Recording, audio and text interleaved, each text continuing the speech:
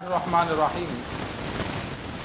حضرت عبداللہ بن عمر رضی اللہ تعالی عنہ روایت کرتے ہیں کہ آپ صلی اللہ علیہ وسلم نے فرمایا، میری امت میں سے ایک شخص کو اللہ تبارک و تعالی الگ کرے گا اور اس کے سامنے 99 رجسٹر اس کے گناہوں کے رکھ دیے جائیں گے اور وہ تا حد نگاہ بڑے رجسٹر ہوں گے۔ اللہ تبارک و تعالی اس بندے سے پوچھے گا، کیا ان اعمال کا تو منکر ہے یا میرے لکھنے والوں نے کچھ زیادتی کی ہو، ظلم کیا ہو؟ وہ آگے سے عرض کرے گا، لا و یا ربی، اے میرے پروردگار نہیں۔ آپ صلی اللہ علیہ وسلم نے فرمایا، اللہ تبارک و تعالی فرمائیں گے، تیرے پاس کوئی عذر ہے؟ وہ آگے سے جواب دے گا، نہیں۔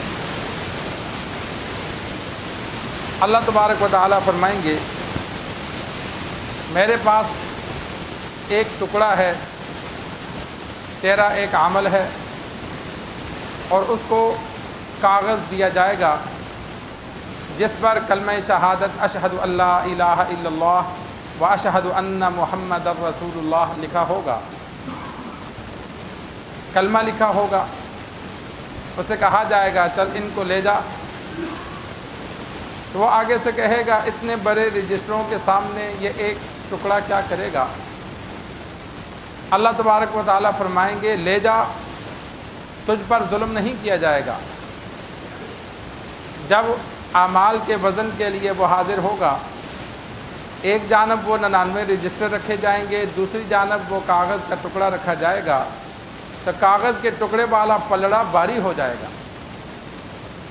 آپ صلی اللہ علیہ وسلم نے فرمایا، حقیقت یہی ہے کہ اللہ کے نام پر کوئی چیز بھاری نہیں ہو سکتی، اللہ کا نام ہر چیز پر بھاری ہے۔ سرکار دو عالم صلی اللہ علیہ وسلم نے میدان حشر میں مختلف واقعات میں سے ایک واقعہ امت کے سامنے رکھا کہ امت میں سے ایک بندہ ایسا بھی ہوگا جس کے گناہ ہی گناہ ہوں گے، لیکن ایک کلمہ جو اللہ تبارک و تعالی نے قبول کیا، پسند آیا، اس کی وجہ سے اس کی معافی ہوگی۔ علماء نے لکھا ہے، یا تو وہ کلمہ موت کے وقت اس نے توبہ کی، کلمہ پڑھا، ایمان کے ساتھ دنیا سے گیا، جس کی وجہ سے اللہ تبارک و تعالی نے پچھلے سارے گناہ معاف کر دیے، یا زندگی میں کسی موقع پر اس نے یہ کلمہ پڑھا تھا لیکن ایسے اخلاص سے پڑھا کہ اللہ کو پسند آ گیا۔ ہماری جو معافی ہے وہ کثرت اعمال سے کسی کسی کی ہوگی۔ اکثر جو انسان کی معافی جاری ہوتی ہے یا انسان کی پکڑ ہوتی ہے وہ کسی ایک عمل سے ہوتی ہے۔ انسان کا کوئی عمل اللہ تبارک و تعالیٰ کو برا لگتا ہے، چاہے چھوٹا ہو چاہے بڑا ہو، لیکن اس نے کیا، اللہ کو ناپسند آیا، اللہ تبارک و تعالیٰ مہر لگا دیتے ہیں، میں ایمان کی توفیق نہیں دوں گا اگر کافر ہے، مہر لگا دیتے ہیں، مومن ہے میں اس کو توبہ کی توفیق نہیں دوں گا۔ کوئی عمل اللہ کو برا لگتا ہے جس سے اللہ مہر لگا دیتا ہے، اور اسی طرح کوئی عمل اللہ کو پسند آتا ہے تو اللہ تبارک و تعالیٰ کافر ہو تو ایمان کی توفیق دیتا ہے، مومن ہو تو اللہ مہر لگا دیتا ہے، جا میں نے تجھے معاف کر دیا۔ جو احادیث میں آتا ہے، رمضان المبارک کا روزے جو اخلاص کے ساتھ رکھے تو اللہ معاف کر دیتا ہے، تو وہ 1 سال کی معافی نہیں ہوتی، جن لوگوں کو اللہ معاف کرتا ہے وہ ہمیشہ کی معافی ہوتی ہے۔ تو کوئی عمل اللہ کو پسند آ جاتا ہے جس سے اللہ فائنل فیصلہ مہر لگا دیتا ہے کہ اس بندے کو میں نے معاف کر دیا۔ اب باقی اس کے جو اعمال ہوں گے ان کی وجہ سے اس کے درجات کی بلندی ہوگی، جتنا نیک ہوگا اتنا اس کا بڑا درجہ ہوگا۔ لیکن معافی کسی کو نماز کی وجہ سے، کسی کو روزے کی وجہ سے، کسی کو صدقہ خیرات کی وجہ سے، کسی کو دوسرے کی مدد کی وجہ سے، کوئی عمل اللہ کو پسند آتا ہے جس کی وجہ سے اللہ تبارک و تعالیٰ معافی نامہ جاری کرتا ہے۔ تو اسی طرح اس بندے کا کلمہ اللہ تبارک و تعالیٰ کو پسند آیا جس کی وجہ سے اللہ تبارک و تعالیٰ نے معاف کر دیا۔ سلیمان علیہ السلام کا واقعہ کئی مرتبہ سنا چکا ہوں۔ انہوں نے ہوا کو حکم دے رکھا تھا، پوری دنیا پر حکومت کی، انسان اور جنات پر، تمام مخلوقات پر، چرند پرند ہر چیز، ہر ایک کی بولی سمجھتے تھے، کیڑے مکوڑے ہر چیز پر حکومت تھی۔ تو انہوں نے ہوا کو حکم دے رکھا تھا کہ میرا جو نام لے تو مجھے بتانا۔ تو ایک مرتبہ تخت اڑ رہا تھا، جس دور میں اونٹ گھوڑوں پر سفر ہو اس دور میں اگر ہوا میں تخت اڑے تو کیا ہی منظر ہوگا، اور تخت بھی پھر پوری دنیا کے بادشاہ کا، اوپر وزراء بیٹھتے تھے، لشکر بیٹھتا تھا، خدام بیٹھتے تھے، اور اوپر سے پھر پرندے سایہ کرتے تھے۔ تخت پہ احادیث میں موجود ہے کہ وہ اوپر سے بند نہیں تھا بلکہ کھلا تخت ہوتا تھا، اوپر پرندے سایہ کرتے تھے، تو وہ کیا عمدہ منظر ہوگا۔ تو وہ ایک دیہاتی نے دیکھا تو اس نے یہ جملہ کہہ دیا، سبحان اللہ ماذا اوتی آل داؤد، یا اللہ تیری کیا شان ہے، داؤد علیہ السلام کے بیٹے کو تو نے کتنی بڑی سلطنت دے دی۔ جس طرح کسی مالدار کو دیکھ کر انسان کی زبان سے نکل جاتا ہے، یا اللہ تیری کیا شان ہے، کتنا مال دیا، اربوں خربوں میں کھیلتا ہے۔ تو وہ اس دیہاتی کے جملے زبان سے یہ جملہ نکل گیا۔ ہوا نے سلیمان علیہ السلام کو یہ خبر پہنچا دی، تو سلیمان علیہ السلام نے ہوا کو حکم دیا اس کو لے آ۔ ہوا نے اٹھایا، سلیمان علیہ السلام کے سامنے پیش کر دیا۔ سلیمان علیہ السلام نے اس کو تسلی دی، گھبرانا، بس یہ بتا تو نے کہا کیا؟ اس نے کہا میں نے کوئی غلط بات نہیں کی، میں نے تو بس یہ تخت اڑتا دیکھ کر یہ جملہ زبان سے نکل گیا، تو یہ جملہ میں نے کہہ دیا۔ تو سلیمان علیہ السلام نے آگے سے فرمایا، لَتَسْبِيحَةٌ وَاحِدَةٌ يَقْبَلُهَا اللَّهُ تَعَالَى خَيْرٌ مِّمَّا أُوتِيَ آلُ داؤد۔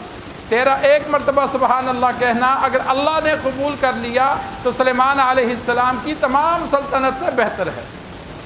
کہ یہ سلطنت تو دنیا میں ہے، موت آئے گی، ختم ہو جائے گی، لیکن جو اللہ نے ایک مرتبہ سبحان اللہ پسند کر دیا بدلے میں جنت دے گا جو ہمیشہ رہے گی۔ تو اسی وجہ سے انسان چلتے پھرتے ذکر و اذکار ضرور کرے، خصوصاً کلمہ طیبہ کا، تاکہ جس عمل کا ہم کثرت سے ذکر کریں گے شاید کسی وقت اللہ کو پسند آ جائے۔ اور دوسری بات یہ ہے کہ جو الفاظ ہم زبان سے زیادہ نکالتے ہیں تو جب آخری عمر ہوتی ہے انسان کا دماغ کام کرنا چھوڑ دے تو زبان انہی الفاظ کو چلاتی ہے جو ہمارے دماغ میں ہوتا ہے، جو ہماری زبان سے چلتا ہے۔ آج کل تو موویوں کا دور آ گیا، اب بہت سے جگہ ہم نے ایسے بھی دیکھے، حافظ دیکھے، عالم دیکھے کہ جو بے ہوش پڑے ہوتے ہیں، آپریشن ہو رہا ہوتا ہے، لیکن وہ قرآن مجید کی تلاوت کر رہے ہوتے ہیں، وہ ذکر کر رہے ہوتے ہیں۔ اور بہت سے لوگ ایسے بھی ہیں کہ جو جب دماغ کام کرنا چھوڑتا ہے تو وہ گالیاں دے رہے ہوتے ہیں۔ موت کے وقت اکثر لوگ مختلف الفاظ بولتے ہیں۔ آج کل ہمیں کلمہ پڑھنے والا کوئی ہزاروں میں ایک بھی نہیں ملتا، بڑا مشکل ہے۔ تسلی دینے کے لیے لوگ کہہ دیتے ہیں جی اس نے زبان ہلائی تھی، ہونٹ حرکت کر رہے تھے۔ نہیں، مومن تو ایسا مرے جب دنیا سے جائے تو اونچا کلمہ پڑھ کے جائے۔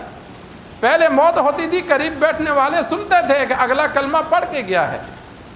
کئی بزرگوں کے حالات ہم نے دیکھے کہ جو پاس بیٹھے ہوتے تھے ان کو باقاعدہ وہ کلمہ پڑھا کے جاتے تھے، ایسے کلمہ پڑھ کے پتہ چلتا تھا کہ ہاں بھائی دنیا سے ایک مومن جا رہا ہے۔ تو اس وجہ سے روزانہ انسان کثرت سے، بزرگ حضرات تو 1200 مرتبہ بتاتے ہیں کہ انسان کلمہ طیبہ روزانہ 1200 مرتبہ پڑھے، لیکن کم از کم 300 بار تو انسان پڑھا کرے۔